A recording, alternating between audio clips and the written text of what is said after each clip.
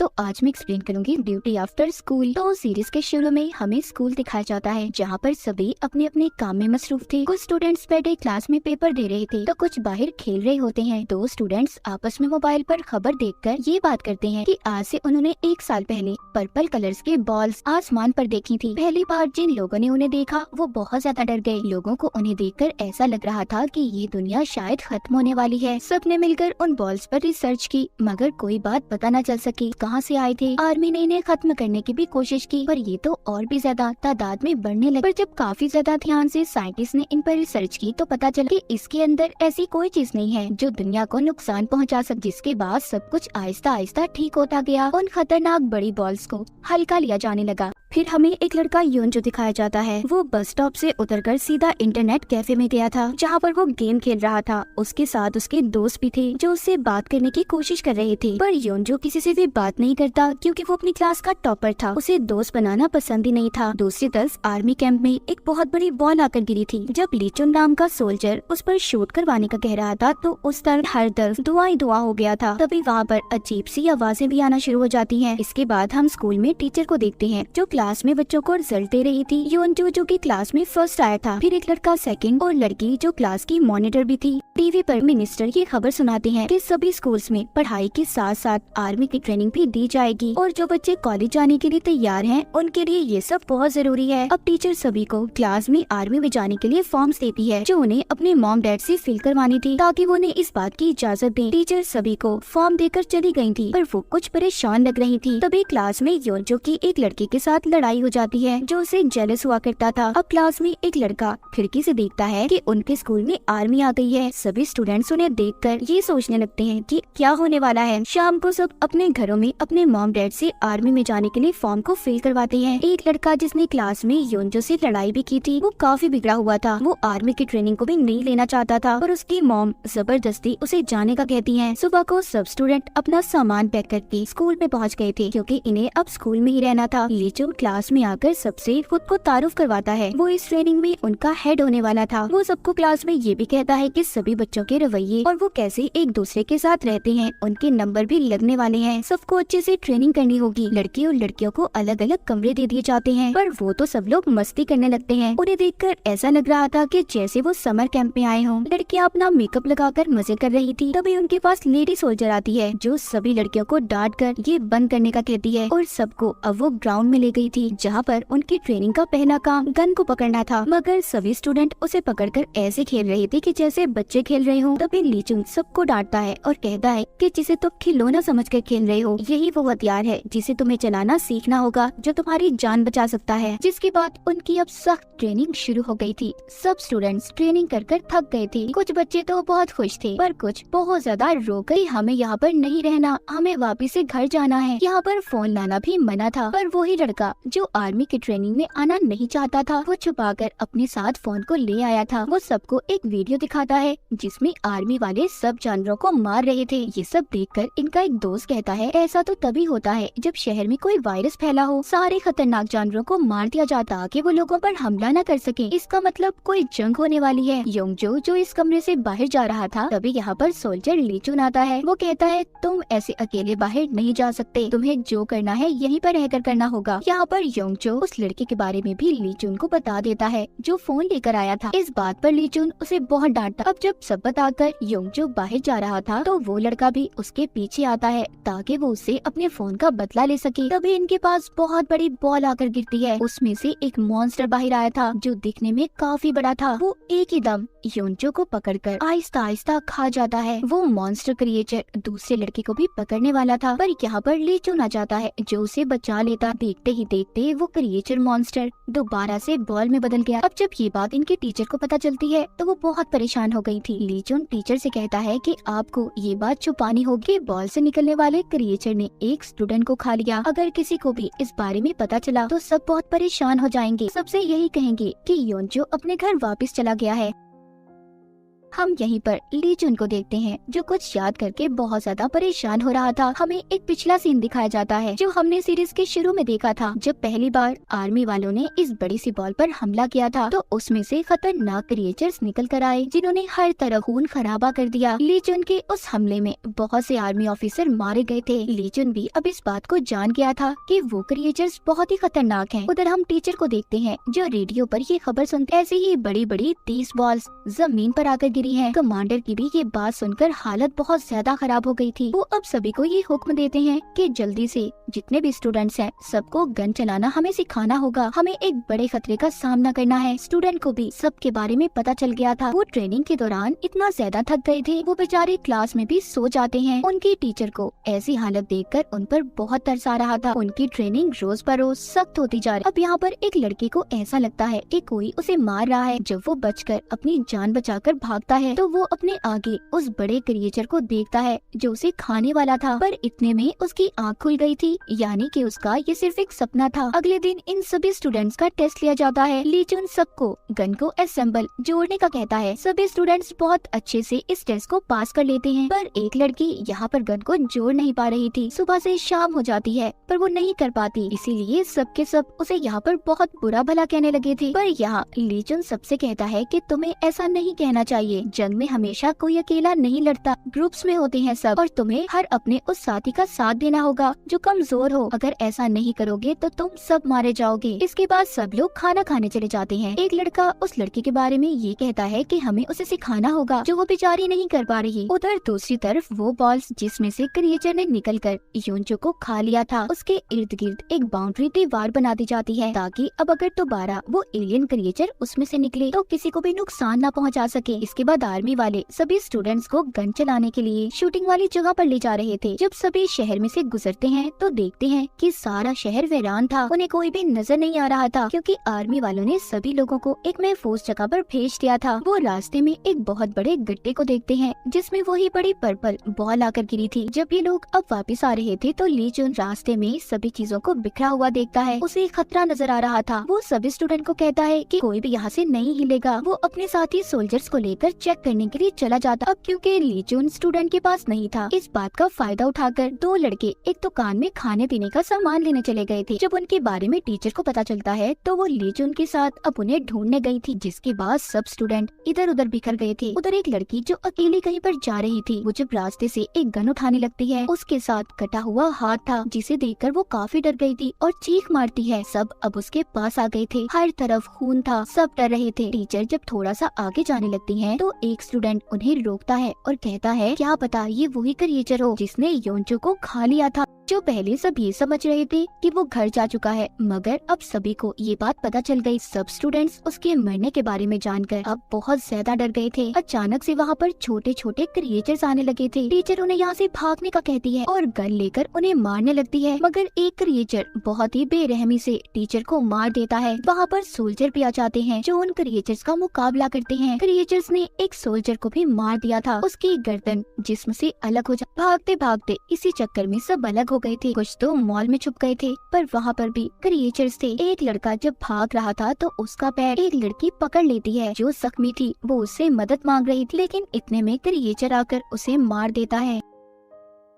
आगे वो लड़की दिखाई जाती है जिससे गन को जोड़ा नहीं जा रहा था। वो भागते भागते मॉल में आ गए और सही वक्त पर दरवाजों को बंद कर लेती है, जिससे उसकी जान उन क्रिएचर से बच गई थी। आगे तीन लड़कियां जो अपनी जान बचाती भाग रही थी, उनमें से एक को क्रिएचर ने पकड़ लिया। तभी लेडी सोल्जर आकर उसकी जान तो बचा लेती है, पर क्रिएचर ने उस लेडी सोल्जर को बुरी तरह मार दिया था। ये देखकर वो लड़की बहुत ज्यादा डर गई थी और खुद को गाड़ी में जाकर बंद कर लेती है। जब उसकी दोस्तें उसके पास आती है और गाड़ी का दरवाजा खोलने का कहती हैं, पर वो इतनी ज्यादा डर चुकी थी वो दरवाजा भी नहीं खोलती। अब उसकी बाकी की दोस्तें अपनी जान बचाने के लिए फोन बूथ में जाकर खुद को बंद कर लेती। क्रिएचर्स वहाँ पर भी आ गई थी जो जोर जोर से शीशे को तोड़ने की कोशिश कर रहे थे। उन लड़कियों से गलती से सायरन बजाता है, जिसकी आवाज से अब और भी ज्यादा क्रिएचर्स उनकी तरफ आने लगे। उधर दूसरी तरफ एक बिल्डिंग में कुछ स्टूडेंट छुपे हुए थे, उनके पास भी कुछ स्टूडेंट आते हैं। ये सब मिलकर अब फैसला करते हैं कि ये अपने बाकी के दोस्तों को मिलकर ढूंढेंगे। उधर दूसरी तरफ वो दो लड़के जो जो खाने पीने की चीजें लेने गए थे वो अपनी मस्ती में बैठे खाना खा रहे थे। उन्हें बाहर के हालात का कुछ अंदाजा ही नहीं था। अब जब वो गन की आवाज सुनते हैं तो बाहर जाने लगते हैं। उनके रास्ते में एक क्रिएचर आ गया था। पहले तो वो क्रिएचर उन्हें बहुत ही प्यारा लगा था। वो उसके साथ खेलने लगते हैं, मगर अचानक से वो क्रिएचर उन पर हमला कर देता है। कुछ स्टूडेंट्स कार पार्किंग एरिया में फंसे हुए थे। उन्हें एक स्टूडेंट ढूंढने उनके पास आता है और अपने साथ जाने का कहता है, पर वो मना कर देते हैं क्योंकि वो जानते थे कि बाहर इनकी जान को खतरा है। तभी वहाँ पर भी एक क्रिएचर आ गया था। अब ये उसका मुकाबला कर उधर फोन बोट में फंसी लड़कियों को भी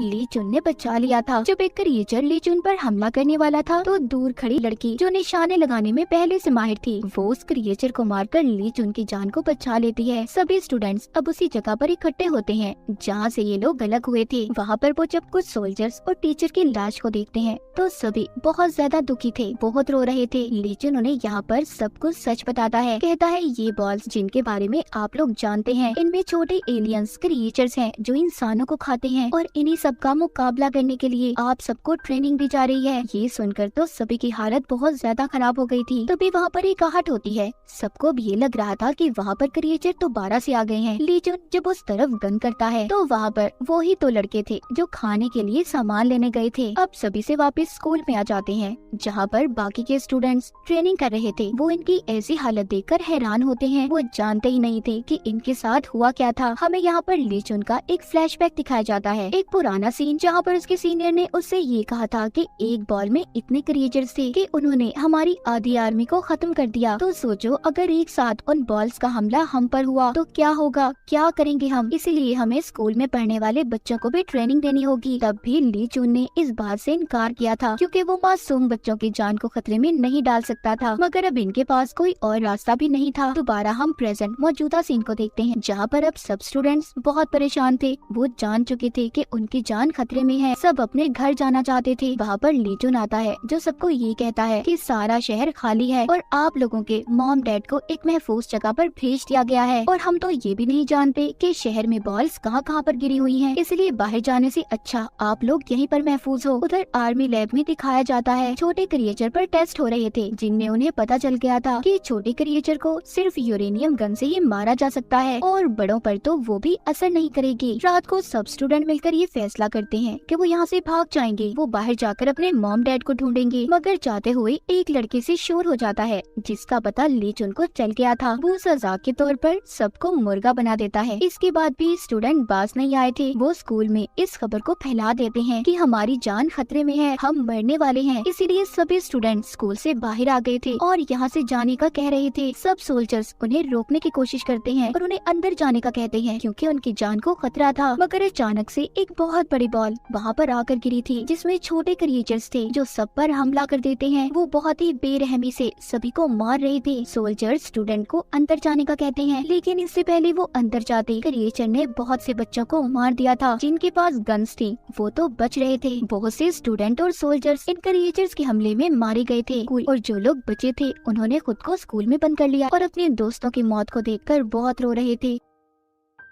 यहाँ पर भी ये महफूज नहीं थे। वहाँ पर भी और भी क्रिएचर्स आने लगे थे। लीचन बचे हुए स्टूडेंट को ट्रक में बिठाकर यहाँ से ले जाने वाला था। जब सभी स्टूडेंट ट्रक में बैठ रहे थे तो एक लड़की का पाँव फिसल जाता है। वो नीचे गिर गई थी। तभी क्रिएचर आकर उसे बहुत ही बेरहमी से मार देता है। सब उसकी ऐसी मौत को देखकर बहुत दुखी थे। लीचन ट्रक को रोकता है पर उसका सीनियर उसे आगे चलने का कहता क्योंकि वो बाकी बचे लोगों की जान को खतरे में नहीं डालना चाहते थे। शहर को दिखाया जाता है जहाँ पर हर तरफ आग थी। शहर पूरी तरह तबाह हो चुका था। अब स्कूल से 2 ट्रक निकले थे। एक तो लीचुन चला जिसने स्टूडेंट्स को महफूज जगह पर पहुंचा दिया था। वो उन्हें दूसरी आर्मी कैंप में ले आया था। जब वो वहाँ पर पहुँचते हैं तो उन्हें अपने बाकी के दोस्त नजर नहीं आ रहे थे जो दूसरे ट्रक में थे। इसके बाद हमें दूसरा ट्रक दिखाया जाता है जिसके ड्राइवर को क्रिएचर ने मार दिया था और उनका ट्रक भी उलट चुका। उनकी एक दोस्त भी बहुत ज्यादा जख्मी थी। जिसके बाद सब स्टूडेंट जब नक्शा देखते हैं जहाँ पर उन्हें लेकर जाया जा रहा था वो जगह कितनी दूर है, मगर नक्शे के मुताबिक वो जगह जगह बहुत दूर थी। ये अब पैदल चलकर भी सफर नहीं कर सकते थे। अब क्योंकि इनकी एक दोस्त भी जख्मी थी, वो यहीं पर रहने का फैसला करते हैं क्योंकि यहाँ पर उन्हें क्रिएचर का खतरा कम लग रहा था। उधर आर्मी कैंप में दूसरे स्टूडेंट जो अपने दोस्तों के लिए परेशान थे, वो ली जुन के पास आते हैं और उन्हें ढूंढने का कहते हैं। उधर वो स्टूडेंट जिनका ट्रक उल्ट गया था, उन्हें रात गुजारने के लिए एक घर नजर आता है। सभी वहाँ पर जाने का फैसला करते हैं, पर वो जाने से पहले रोड पर एक तीर का निशान बना देते हैं ताकि जब कोई भी उन्हें ढूंढने आए तो आसानी से उन्हें ढूंढ सके। कैंप में ली जुन अपने सीनियर के पास बच्चों को बचाने की बात करता है तो वो मना कर देते हैं, कहते हैं कि अभी ये काम जरूरी नहीं।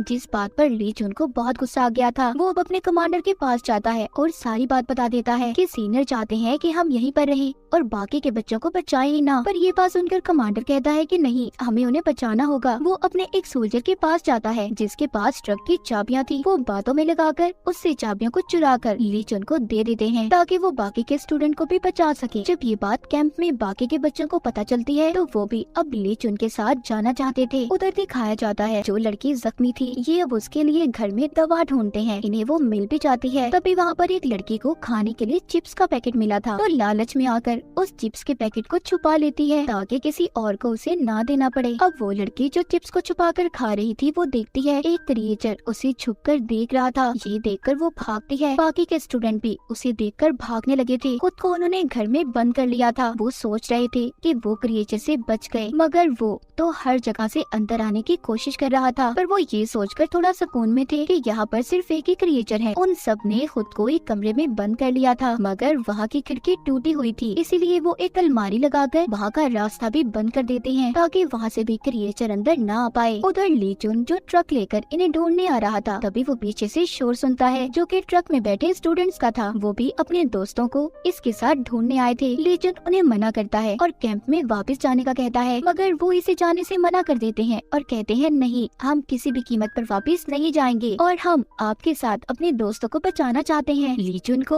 उनकी ऐसी हिम्मत देखकर खुशी हो रही थी। उधर दूसरी तरफ घर में फंसे हुए स्टूडेंट, उनका एक दोस्त गैराज में जाता है जहाँ पर वो गाड़ी को देखता है और आकर उन्हें बताता है कि हम यहाँ से जा सकते हैं, मगर वो ये भी जानते थे कि घर में कहीं ना कहीं क्रिएचर छुपा हुआ है। अगर ये थोड़ा सा भी शोर करेंगे तो वो एलियन क्रिएचर इन्हें मार देगा। अब इनका एक दोस्त चुपके से जाकर गैराज से एक रेंच को लेकर आता है ताकि ये इस कमरे की खिड़की को खोलकर बाहर आ सके।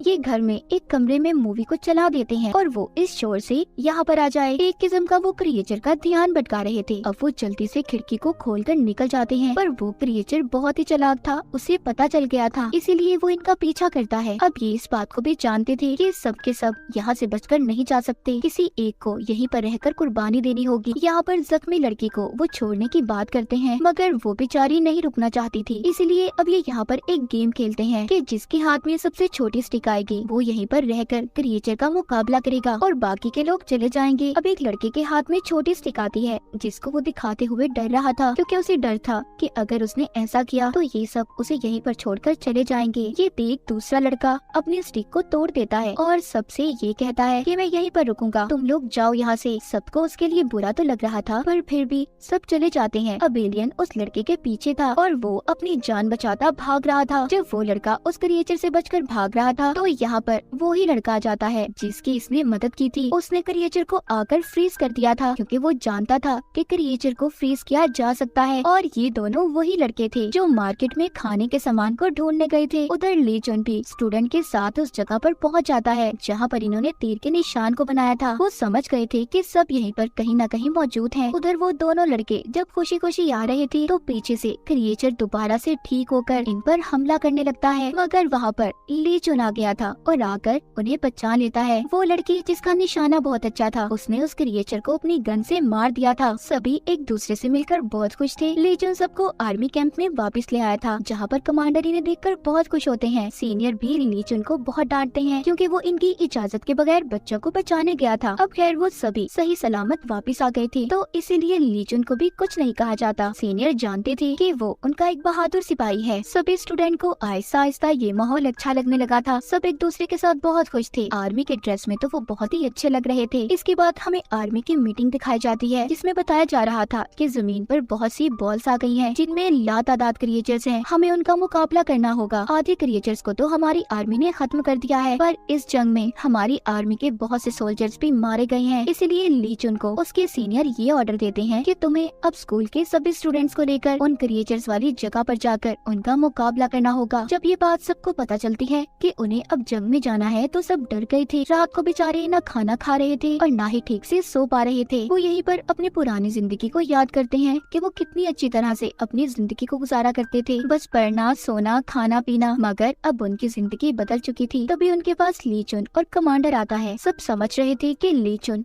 यहाँ पर उन्हें डांटने आया है, पर ऐसा नहीं था। वो तो इनके लिए मजे मजे के खाने बना कर लाया था, क्योंकि वो जानते थे कि परेशानी में किसी ने भी सही तरह से खाना नहीं खाया। सबका मूड अच्छा हो गया था, सभी मस्ती मजाक कर रहे थे। ली चुन यहाँ पर सबसे कहता है कि मैं नहीं जानता कि ये क्रिएचर्स की जंग कब तक चलेगी, मगर हाँ, मैं वादा करता हूँ कि आखिरी दम तक तुम लोगों का साथ नहीं छोड़ूंगा। ये सुनकर सभी इमोशनल हो गए थे। सुबह को जाने के लिए सब लोग तैयार थे। ली चुन सब स्टूडेंट को एक मशीन देता है, जिसके बारे में बताता है कि ये तुम्हें क्रिएचर्स के बारे में बताएगी कि वो तुमसे कितना दूर है। जब ये शहर में पहुँचते हैं तो रास्ते में बहुत सी टूटी फूटी गाड़ियों को देखते हैं। वहाँ पर इन्हें एक फ्रिज भी मिला था, जिसमें से ये कोल्ड ड्रिंक्स को निकाल कर पीने लगे थे। तभी ये अपने इर्द गिर्द कुछ महसूस करते हैं। इनकी मशीन भी आवाज देने लगी थी। इनमें से एक स्टूडेंट वहाँ पर पड़ी हुई गाड़ी खिलौने को दरमियान में फेंकता है, जिसकी जोरदार आवाज से क्रिएचर्स वहाँ पर आने लगते हैं और ये सब उन्हें शूट कर मार देते हैं। मगर कुछ क्रिएचर्स घरों में जाकर छुप गए थे। ये अब उन घरों में जाकर क्रिएचर्स को ढूंढकर उन्हें मारने का फैसला करते हैं। जब ये घरों में जाकर क्रिएचर्स को ढूंढ रहे थे, तो वहीं पर इन्हें एक लेडी सोल्जर मिलती है, जिसकी हालत बहुत खराब थी। वो जाने कब से वहाँ पर छुपी हुई थी। ये सब उसे बचाकर बाहर ले आए थे। उधर ली चुन को भी कुछ सोल्जर्स मिले थे, वो भी उन्हें बचाकर ले आता है। जिसके बाद सब स्टूडेंट उस लड़की के मरे हुए साथियों की लाशों को जमा करते हैं और ये सोच रहे थे कि अगर इनका ये हाल हो सकता है तो हम लोगों का क्या हाल होगा, हम इस जंग में बच पाएंगे भी या नहीं। जब सभी बैठकर खाना खा रहे थे, तो वो लड़की उठकर गन उठाकर अपनी जान लेने की कोशिश करती है। तभी उसके पास एक लड़की आकर उसे रोकती है, मगर वो लड़की बहुत रो रही थी और कहती है, मेरी वजह से मेरे साथियों की जान चली गई। वो मुझसे मदद मांग रहे थे, पर मैं अपनी जान बचाकर भाग गई और हमारा लीडर हमें छोड़कर चला गया। वो लड़की जो उसे रोक रही थी कहती है, अगर तुम्हारी जगह मैं होती तो शायद मैं भी यही करती। तभी वहाँ पर ली चुन आता है। उस लड़की को इतना गुस्सा आ रहा था, वो अब उस पर गन कर लेती है और कहती है कि तुम भी ऐसी हो, है ना? तुम भी हर लीडर की तरह इन्हें बीच रास्ते में छोड़कर चले जाओगी, क्योंकि हर लीडर ऐसा ही तो करता है। और ये कहकर वो लड़की गोली चला देती है। तभी वहाँ पर कमांडर ली चुन के आगे आ जाता है और गोली कमांडर को लग गई थी, मगर उनकी जान को भी कोई खतरा नहीं हुआ था। गोली सिर्फ उनके कंधे पर लगी थी।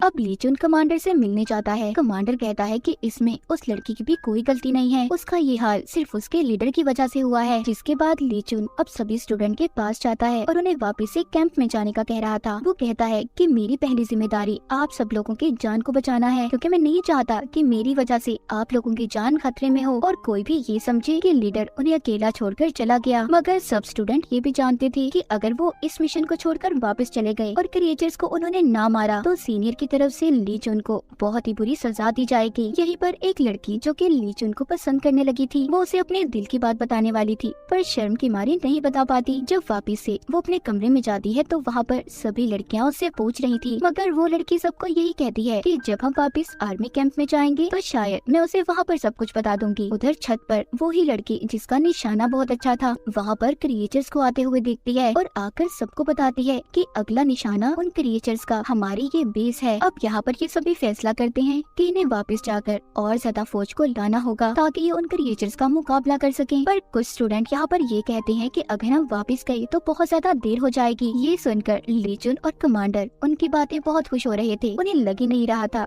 कि उनके बच्चे इतने ज्यादा ज़हीन हैं। अब ये एक प्लान बनाते हैं कि ये एक बिल्डिंग में बहुत सारे बॉम्ब्स को लगा देंगे और वहाँ पर फिर ये सभी क्रिएचर्स को बुलाएंगे, जिसके बाद उस धमाके में सभी क्रिएचर्स मारे जाएंगे। तभी ये देखते हैं कि वो क्रिएचर्स एक दूसरे से कम्युनिकेट बात भी कर सकते थे। ली जून अपने सभी साथियों से कहता है कि हमारे पास सिर्फ 10 मिनट है, हमें जो भी करना होगा इन 10 मिनटों में करना होगा। ये अब उन क्रिएचर्स को अपनी तरफ बुलाने के लिए बहुत ज्यादा शोर मचाते हैं। ये कभी गाड़ियों के शीशे तोड़ रहे थे तो कभी जोर जोर से सायरन्स को बजा रहे थे, जिससे वो क्रिएचर्स अब उस बिल्डिंग में आने लगे थे। और देखते ही देखते बहुत सारे क्रिएचर्स वहाँ पर आ भी जाते हैं। जो स्टूडेंट उस बिल्डिंग में बॉम्ब को लगा रहे थे, तभी उनके पास ली जून आता है और कहता है जल्दी तुम्हें अपना काम खत्म करना होगा, और कमांडर से कहता है कि आप इन सबको लेकर दूसरी बिल्डिंग में जाएं। मगर कोई भी स्टूडेंट ली जून को लिए बगैर जाना ही नहीं चाहता था। वो बहुत ज्यादा इमोशनल हो रहे थे, मगर फिर भी कमांडर उन्हें बचाकर दूसरी बिल्डिंग में ले आता है। मगर जब वहाँ से ली जून जाने वाला था तो वो देखता है उसके इर्द गिर्द बहुत सारे क्रिएचर्स आ गए थे। उसका बच पाना मुश्किल हो रहा था। वो बहुत ज्यादा जख्मी भी हो जाता है। ली जून उस बिल्डिंग में बुरी तरह से फंस गया था। वो दूसरी बिल्डिंग में सभी को बॉम्ब को ब्लास्ट करने का कहता है, मगर कोई भी स्टूडेंट बॉम्ब को ब्लास्ट नहीं करना चाहता था। वो सभी रो रहे थे क्योंकि ली जून की जान खतरे में थी और वो उस बिल्डिंग में फंसा हुआ था। कोई भी नहीं चाहता था कि इस धमाके में ली जून को कोई नुकसान पहुंचे। वो लड़की जो ली जून को पसंद करती थी, वो वॉकी टॉकी पर उससे बात करती है, कहती है कि तुम ऐसे हमें बीच रास्ते में छोड़कर नहीं जा सकते। तुमने तो हमसे वादा किया था कि आखिरी वक्त तक तुम हमारे साथ रहोगे। मगर ली जून उसे कहता है कि मेरे पास इसके अलावा कोई और रास्ता नहीं है। ये कहकर वो वॉकी टॉकी को बंद कर देता है। कमांडर के हाथ कांप रहे थे। वो भी बॉम्ब को ब्लास्ट नहीं करना चाहता था, मगर फिर जब वो देखते हैं कि क्रिएचर्स अब उस बिल्डिंग से बाहर आने लगे थे, तो एक लड़की हिम्मत करती बॉम्ब के रिमोट के पास जाती है। क्रिएचर्स अब ली जून के पास पहुंच गए थे। वो उस पर हमला करने वाले थे। हम ली जून के चेहरे पर आखिरी मुस्कुराहट को देखते हैं। उस बिल्डिंग में बॉम्ब फट जाता है। बहुत बड़ा ब्लास्ट हो गया था। सभी स्टूडेंट्स उस ब्लास्ट को देखकर बहुत जोर जोर से रो रहे थे। और इसी दुखी सीन के साथ इस सीरीज का यहीं पर एंड हो जाता है।